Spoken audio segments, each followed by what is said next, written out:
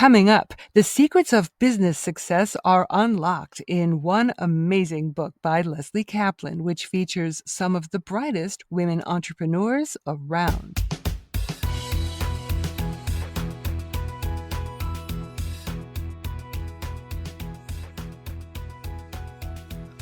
Welcome to 613 Books Podcast. I'm your host, Heather Dean. And if you like to read a variety of books with authentic Jewish values, we read you loud and clear. It's my pleasure to welcome back to the podcast Lesley Kaplan, a business strategy, branding, and goal-achieving coach, as well as organizational consultant and trainer. She was my featured guest when she published The Small Business Success Toolbox and Guide, How to Build and Brand Your Biz. And we spoke about several significant takeaways from her book in that episode, including the importance of USP, unique selling proposition, a strong elevator pitch, time management, and prioritizing, to name a few topics. And you can listen to that interview anytime on demand by heading over to the podcast page on my website, heatherdeanproductions.com, and selecting our interview from the list of past episodes.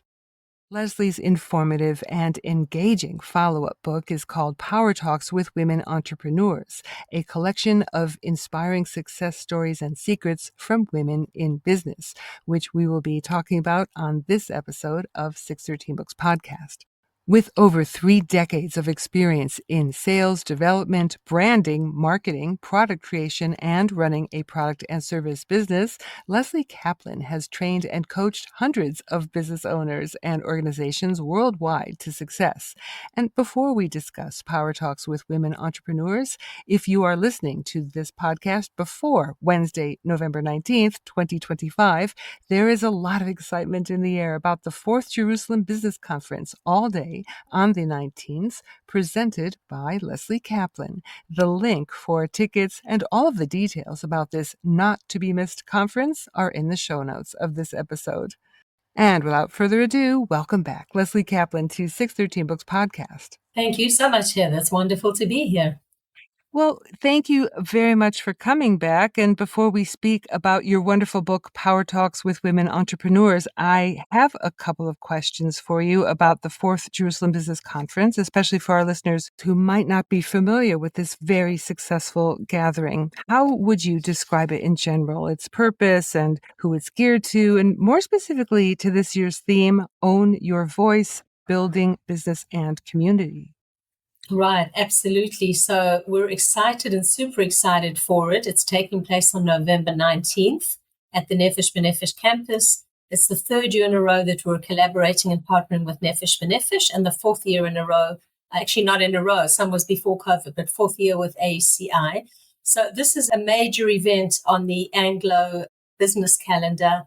It's a fabulous event with business growth, personal growth, opportunity for networking, to learn from the different speakers. You know, the topic about own your voice, it's not a political discussion at all. We have many journalists that are going to be there and actually talking, but it's not political. It's finding our voice, owning our voice in terms of business strategy, in terms of different aspects. And it's just a fabulous get together. We have delicious food, delicious content, great booths, great sponsors. Basically the place that any Anglo small to medium business size owner, we do have many solopreneurs. We have some companies that they can make a full day out of developing their business, building contacts and building relationships.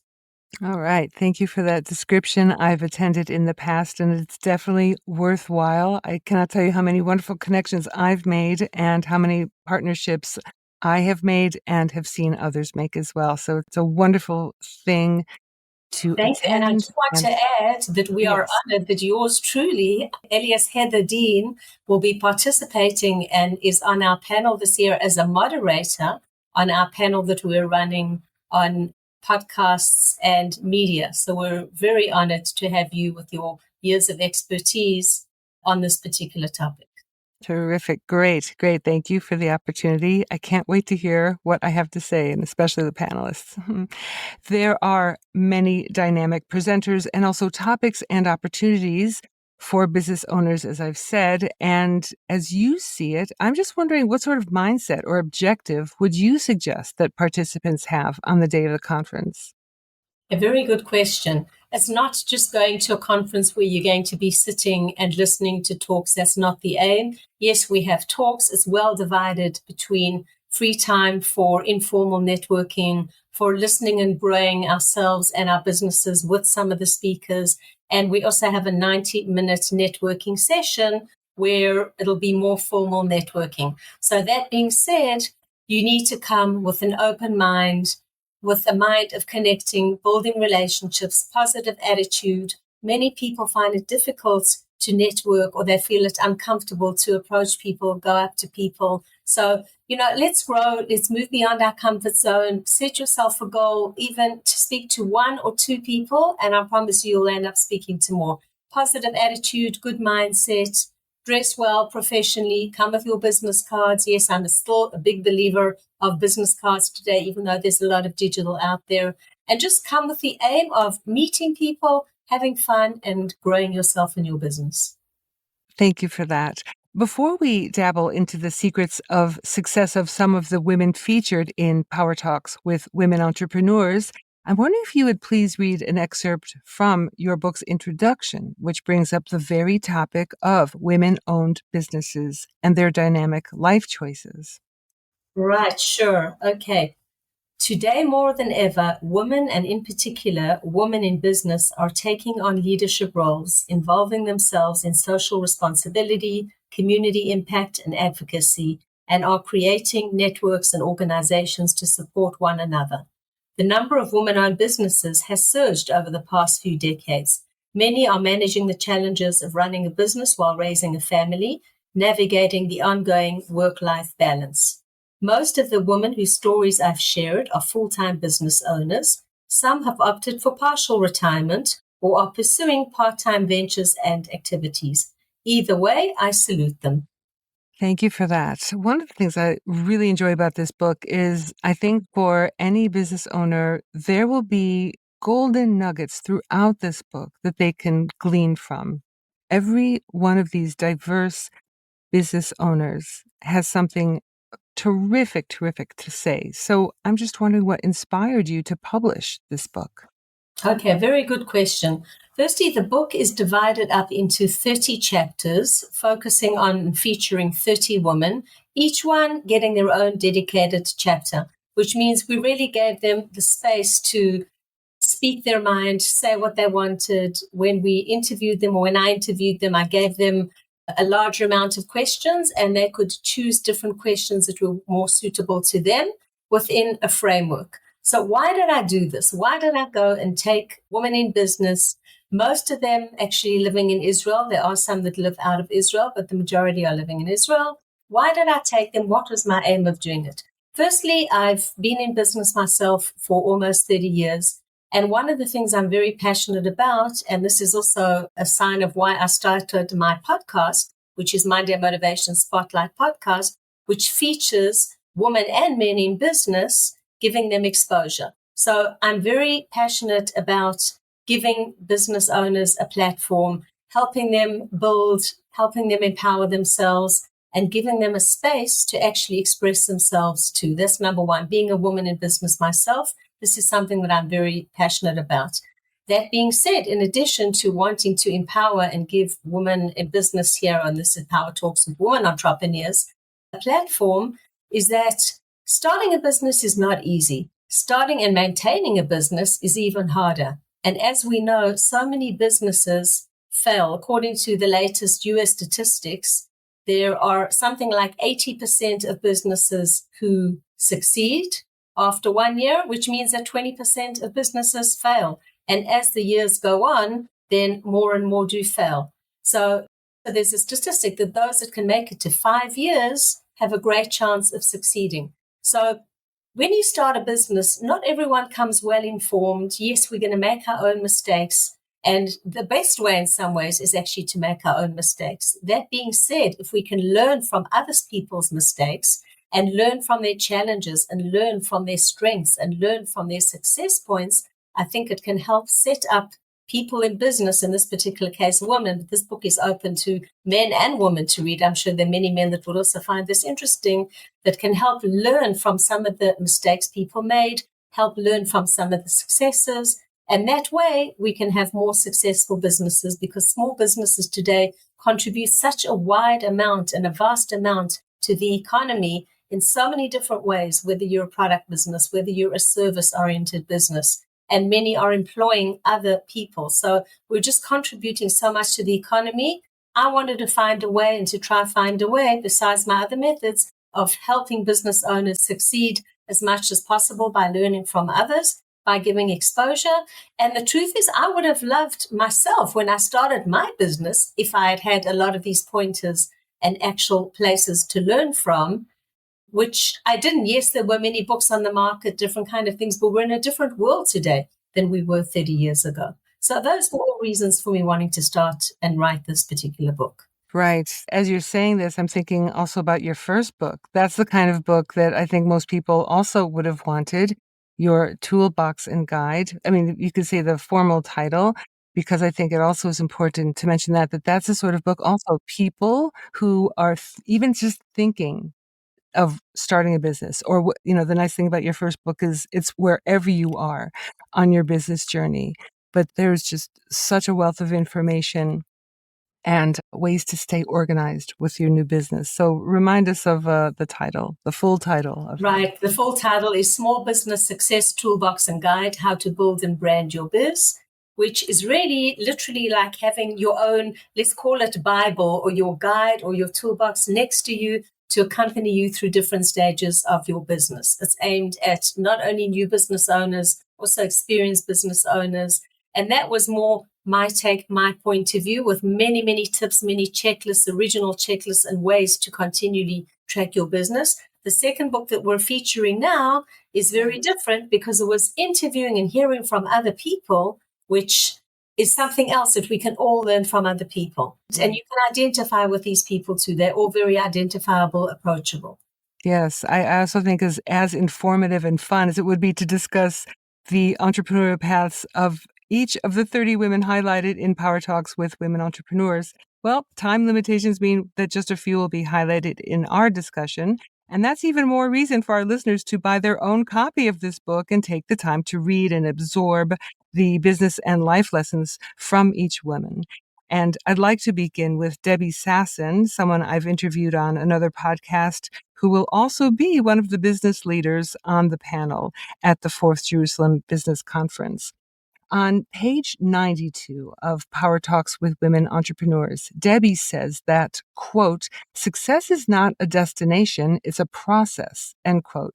And this idea dovetails nicely with Debbie's elevator pitch, which anyone can see on her website's landing page, which is, quote, I work with women who are committed to building successful six-figures businesses, taking care of their financial future, and sharing the wealth, end quote. So my question to you is, why is process so essential to business success, especially in these modern times when people dream of being an overnight success?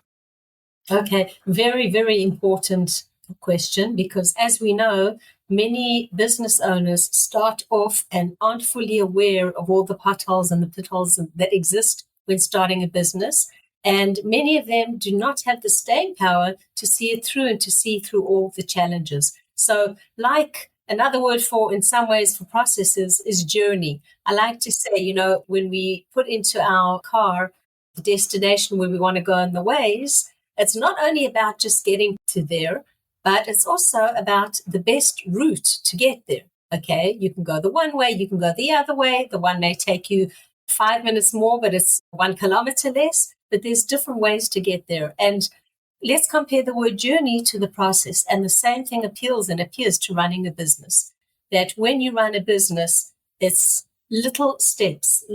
Some people, yes, make it big right away, but sadly, we've seen some of these people fall. And as we evolve, our businesses evolve. And the reverse too, as our businesses evolve, we evolve as people. So likewise, when we were born, we didn't suddenly just get to where we are within one day. And there's also a process. If you think of a baby, right? a baby before they start to crawl, then they start to crawl, and then they start pulling themselves up. Some crawl before they pull themselves up, and then the whole walking, and then the running. The same thing applies here with the different processes and the ways of running your business. If you run too quickly without having the foundations, or if you look at the house, you need the foundations in order to be strong. We need to go through these different processes in order to make our businesses stronger, in order to make them scalable in the future. If we don't have the basic foundations in the beginning, we're not going to be able to scale correctly. We're not going to be making the right decisions. And there's different types of processes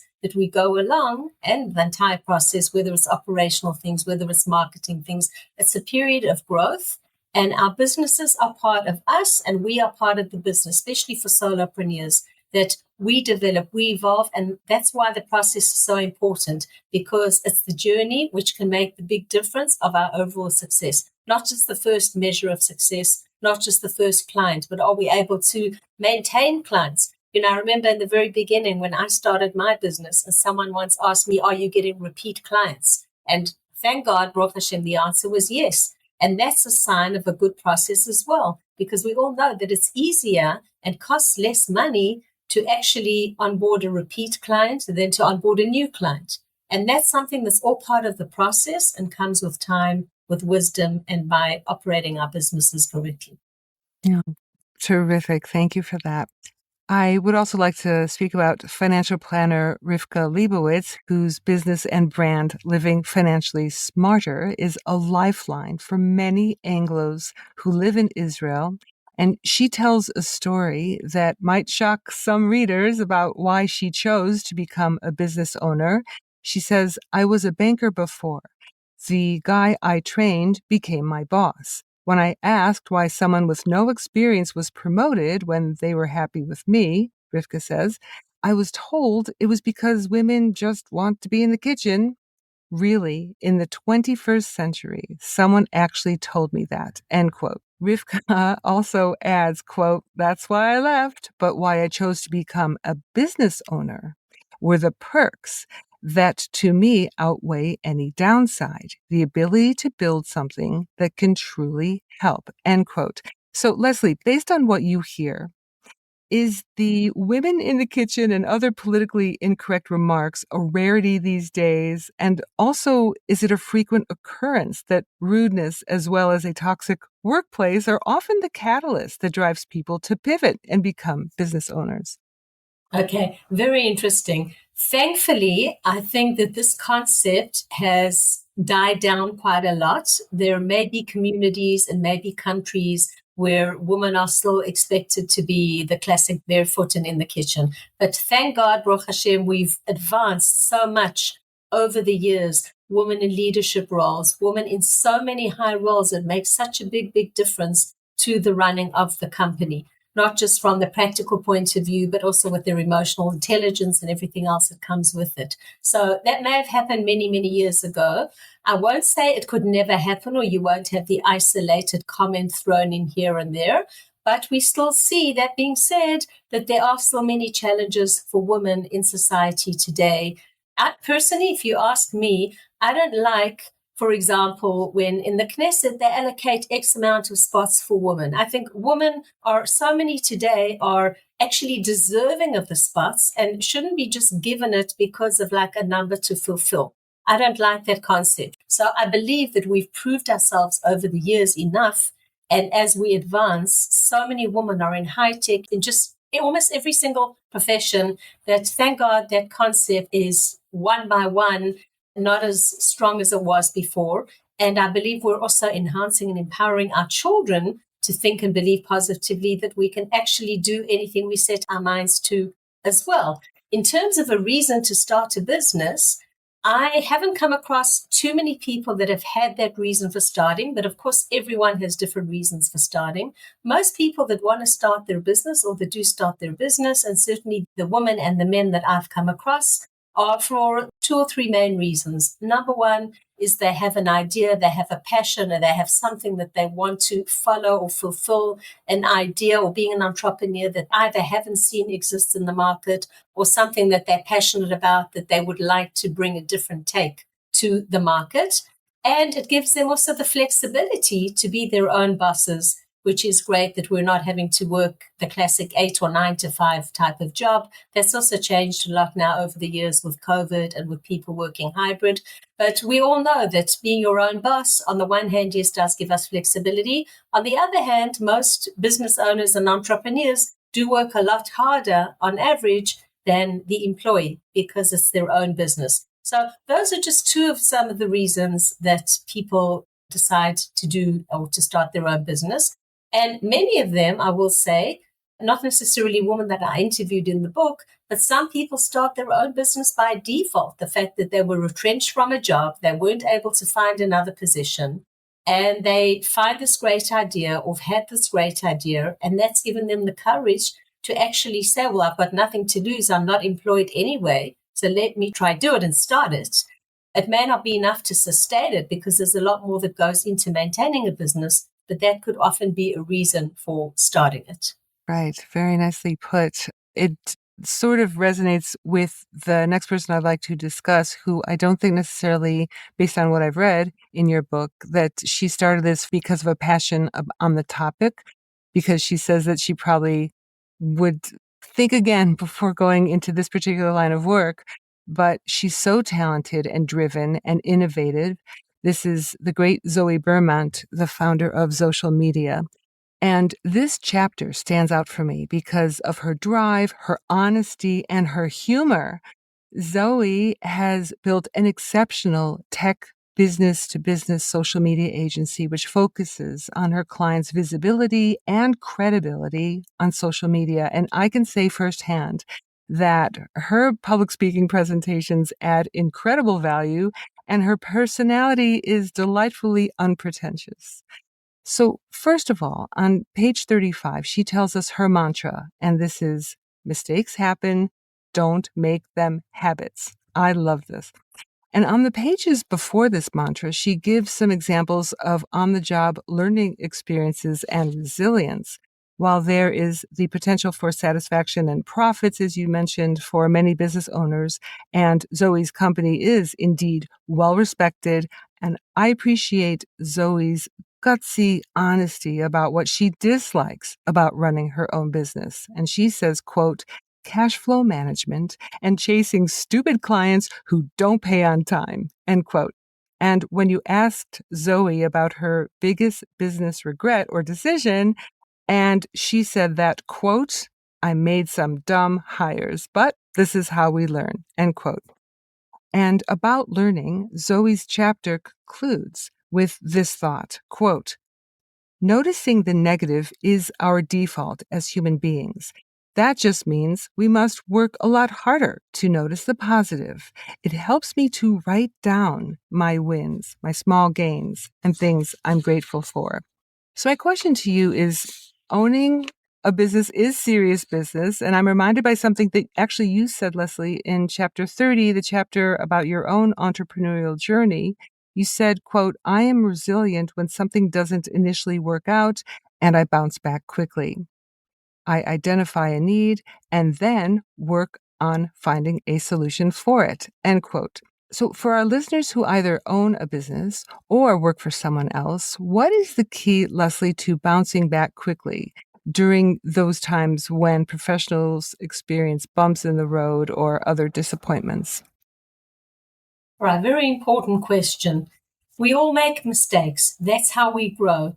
That's how I started off when we spoke about the book initially, why I wanted to write this book. One of the reasons why I wanted to write the book is that we're all going to make mistakes anyway. And if we can learn about other people's mistakes, then it can hopefully minimize some of the mistakes that we can make here.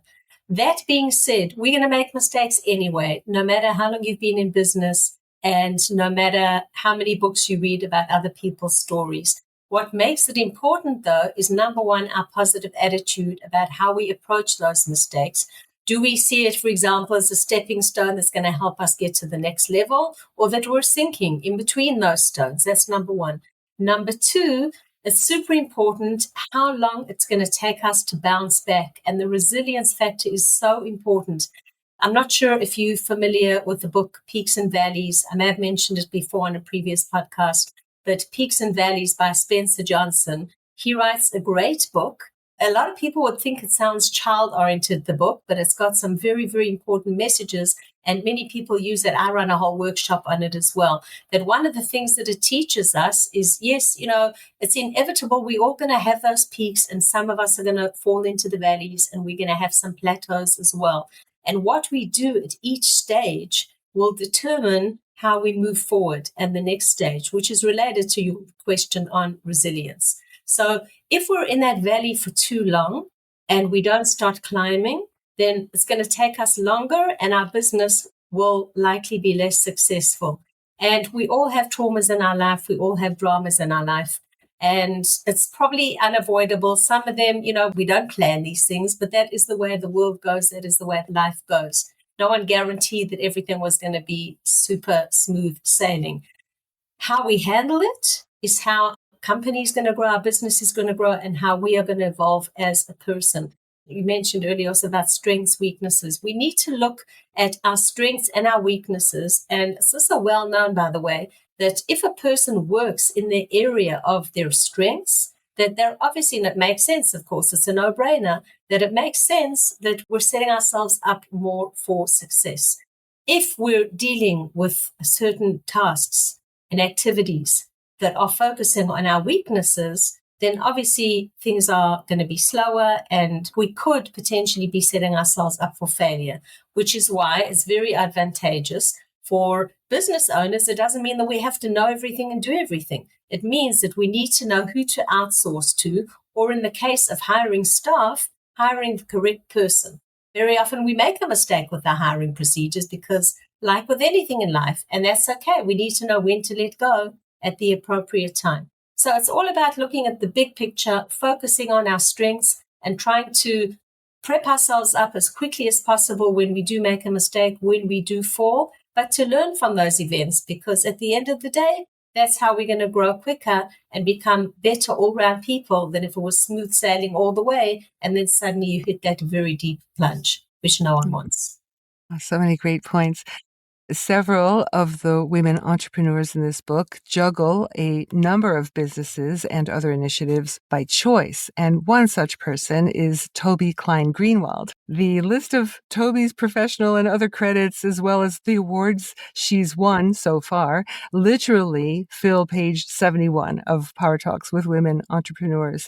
She is well accomplished in such fields as journalism, Jewish education, and theater, to name a few areas of her expertise. With everything that Toby does professionally and gives to so many, I want to ask you about her answer to your question, what keeps you awake at night? So she says, quote, when I have a tight deadline on an article or a scene I have to prepare or a production task, and I often find myself working down to the wire, that keeps me awake. End quote. Toby lists more topics, and then she adds, quote, I also lose sleep when I'm trying to raise money for a new project and am thinking of various people and resources who I need to approach. End quote. So, there's always a to-do list, right? What about when the stakes are high and a business owner is looking to monetize their initiative through individuals and sponsors? Is it like just par for the course that people lose sleep over this? Must one lose sleep over this?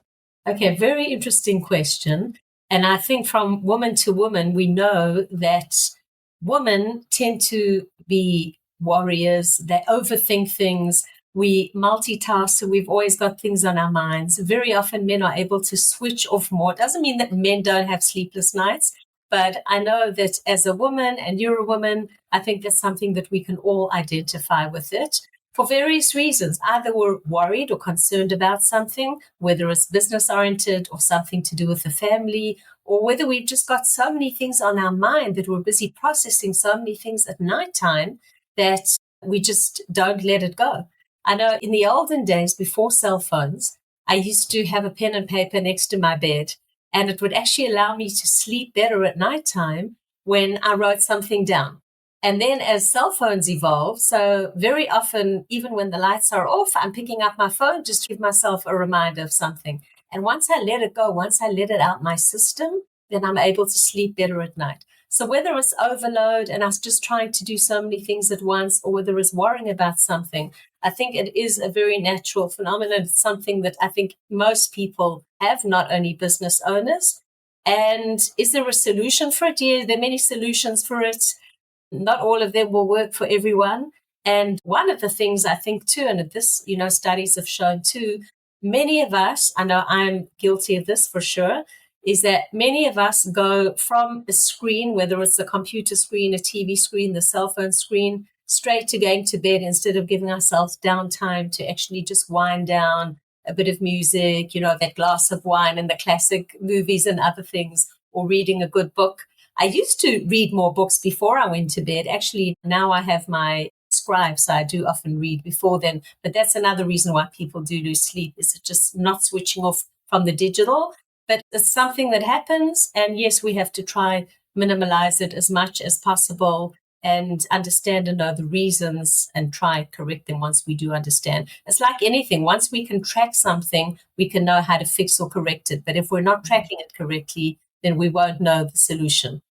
Right. Yeah, it's true. I like all of those different ideas about relaxing before sleep. Since I produce and host a podcast about books, I'm reading often and for sure right before bed. And that is, I can tell you from firsthand experience, that's definitely relaxing and nothing to do with the screen, just like a good physical copy of a book. Another superwoman in your book is Jody Samuels, and she is one of the most humble superwomen you'll ever meet.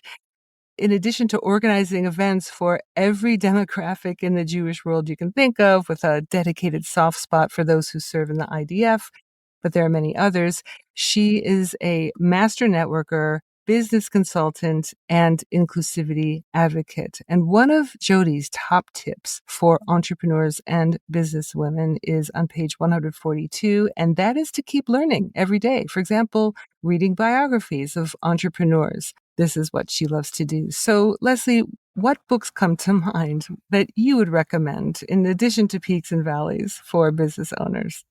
Firstly, I just want to say that every single woman in this book, they're all superwomen, and which is why I chose to highlight them and feature them. I adore every single one that you've mentioned and others that we haven't mentioned by name, and we can learn from so many of them.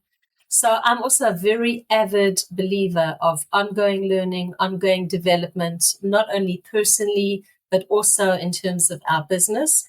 And this is one of the ways that I actually got into my business in the first place, because I'm such an avid reader and I mostly read nonfiction. I used to, when I was younger, read fiction, but now I mostly read nonfiction, not only business books, but books related to business self-development, personal development, habits, happiness, a range of different things which all help us grow as a person. That being said, I also enjoy watching, YouTube clips on these kind of things too. But you're right, there's nothing like a good book. Thank God I've got a library of a couple of hundred books, and I'm a very, very big avid reader. So as I say, it's nonfiction, different books related to personal and self-development. I actually have books next to me here right now, and I have a couple of different books on my bookshelf. I'm often in the middle of more than one book at a time, whether it's on my scribe or whether it's an actual book copy.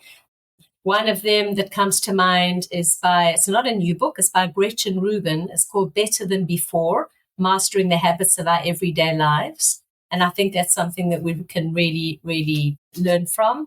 Another one that I enjoy reading, also not a new book, but it was a #1 New York Times bestseller, The 4-Hour Work Week by Timothy Ferriss. So there's much in that book that I don't identify with, but I found just the topic interested me. Of course, and that's often the half of the sell of a book is the title, The 4-Hour Work Week. Like how people, when I mention it sometimes to people, they say, you mean the 4-hour work day? I say, no, the 4-hour work week. That's the topic. So, any book that's related to us growing as people, and I could list many, many other books as well, related to entrepreneurs, business owners, and anyone else that has written a book that we can grow personally and grow our businesses. Because once we grow personally, it'll enable us to grow our businesses. I don't believe that you can scale and grow a business if you're not growing personally as an individual human being. And that way we so positively influence our communities. our families. So it's Right, right. important. Exactly. I was just thinking about thinking that same thought as you were speaking, that making ourselves more dynamic definitely feeds into our business and other areas of our life. It's always such a pleasure to speak with you, Lesley Kaplan. I thank you so much for coming back to 613 Books Podcast. This was so great, and I learned so much already. Thank you very much indeed. Thank you so much, Heather. And thank you to all these women in business, to all these female entrepreneurs that are making a huge difference, also to the males, but especially to the females that are balancing work-life balance, balancing raising a family. And that's why I call them my true heroes. Thank you for the opportunity to give them exposure and to talk about the book. Pleasure. Thank you. Lesley Kaplan is dedicated to empowering individuals through courses and workshops on business and personal development. She facilitates networking groups and development forums, both virtually and in person. To contact Lesley Kaplan or to learn more about the 4th Jerusalem Business Conference and ticket sales, or to purchase your copy of Power Talks with Women Entrepreneurs, head over to the show notes for this week's episode. The links are all there for you. And that's what's on the shelf for this episode of 613 Books Podcast. I'm Heather Dean. Thanks for listening. 613 Books Podcast is produced and hosted by Heather Dean. Senior producer and director of operations, Greg Cohen. Consulting producer, Yiska Roth. Show announcer, Michael Doniger. Remember to like and subscribe to our show on your favorite app, whether it's Apple Podcasts, Spotify, or your own preferred app, and never miss an episode. You can find all episodes of 613 Books Podcast by visiting our website, heatherdeanproductions.com.